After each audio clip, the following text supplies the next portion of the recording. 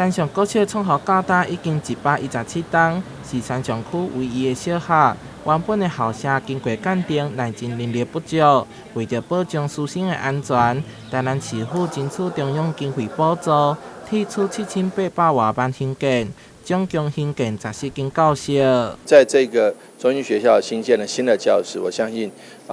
包括整个课桌椅设计，还有教室内的设备都是最好的，所以也欢迎很多山上区的家长。你带着子弟到外地去，不如回到我们山上国小。这几档因为人口效应，山上国小逐档增班，新校舍透过卡数设计，打造通心通梦校园，提供山上区学童优质的软硬体学习环境。那我们学校的发展主轴就是双语跟科技。我们是教育局的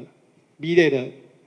双语学校，而且拿过特优，所以这个真的是非常不容易。我们也请到外籍老师，还有美国的志工，让我们的孩子有机会多说一些英语。市府表示，这几档积极争取老旧校舍整建计划经费超过10亿，目前已经拆除中间的校校有15间，要让师生在安全的校园环境上课甲学习。台南新闻顺怀采访报道。